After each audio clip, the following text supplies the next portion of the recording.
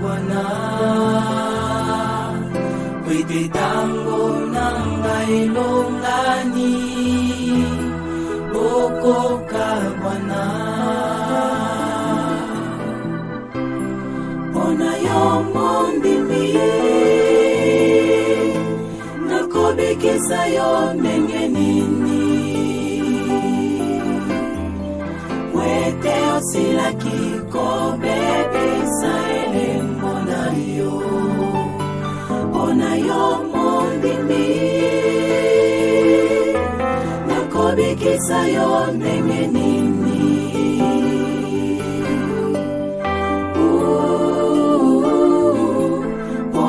Jolly.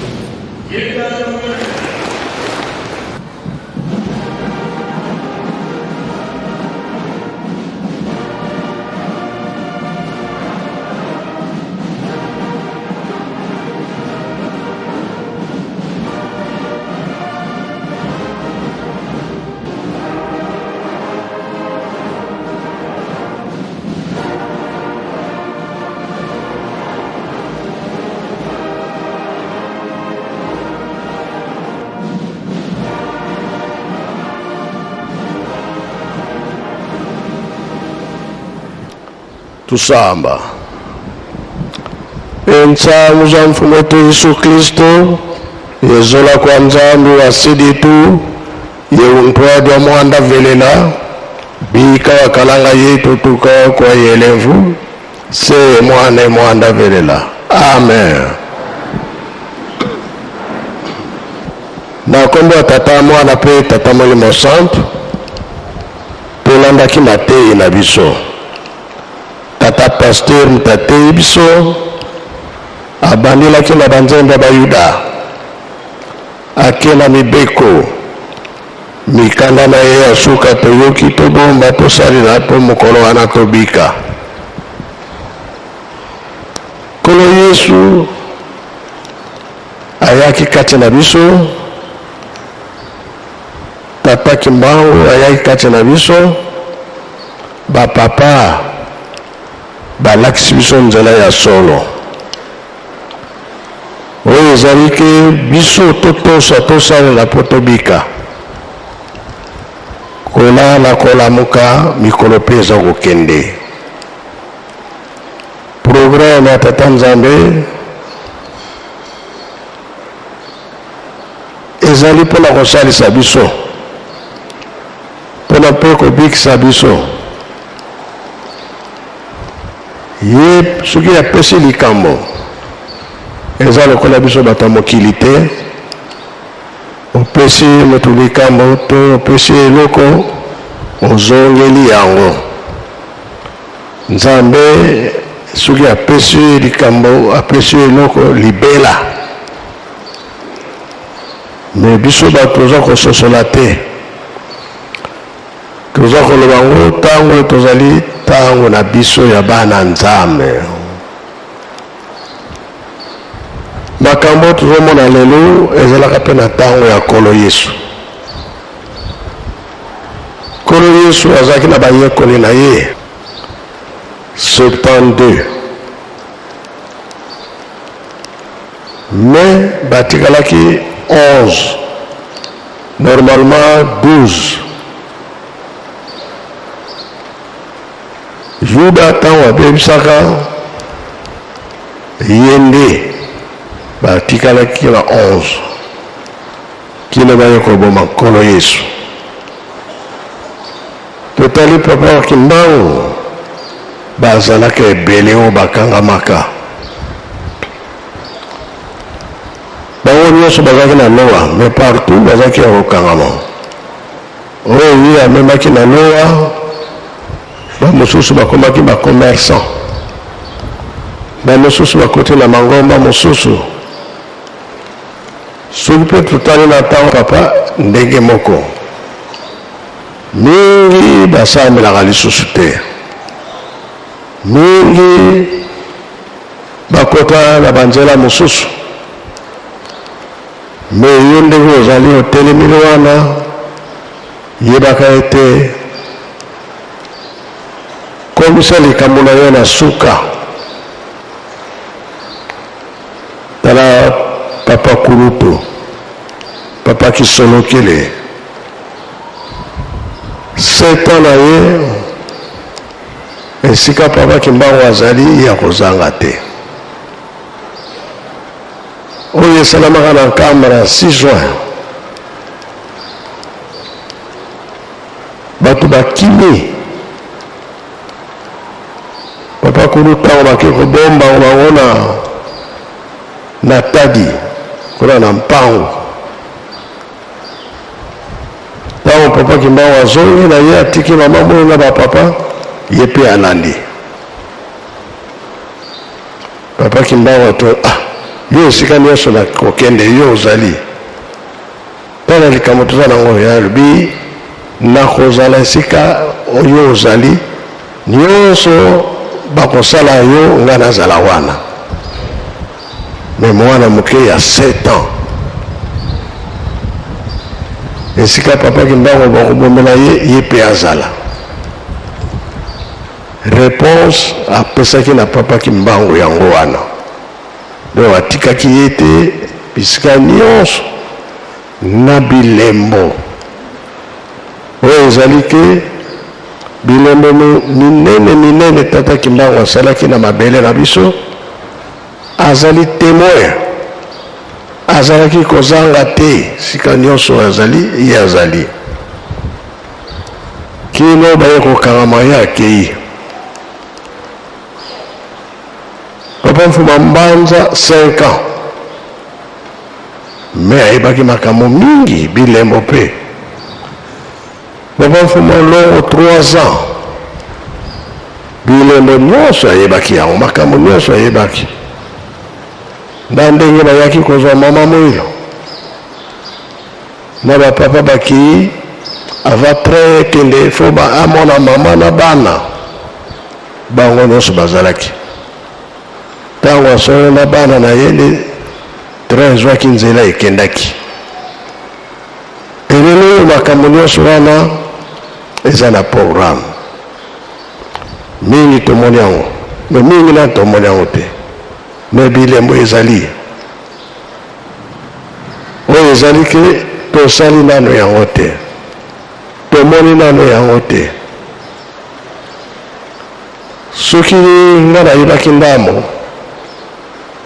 ezalaki na 63 ndenge Papa Mfuma Longo atambolaki na bamusicien na kora ya Yerusalemi ezala na Kinshasa ezala na Nkamba to wapi toyebi mwa mingi oyo ezali ke mosusu tosali yango mosusu na tosali te ezali richesse na biso moko ezali mpe mapamboli ya makasi me tozangi bamoyen na biso ezali ntsintsani moke toza kokende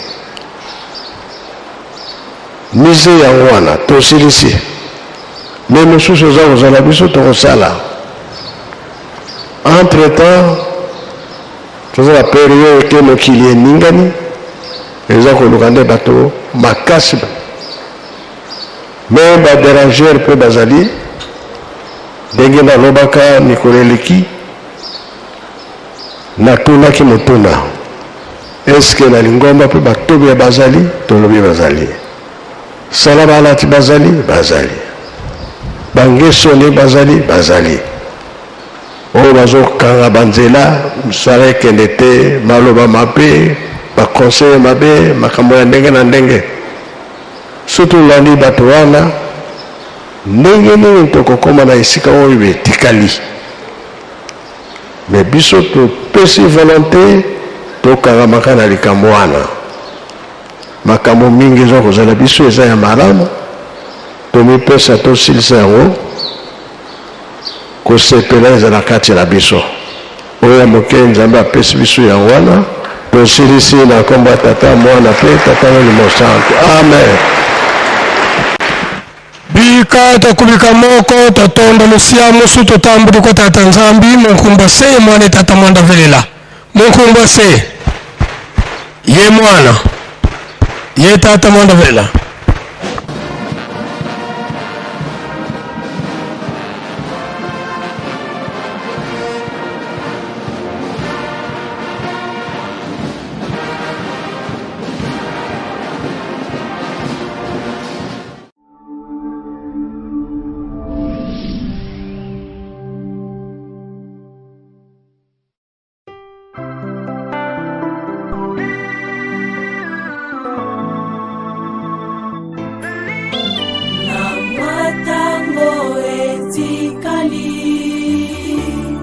Okoka Bwana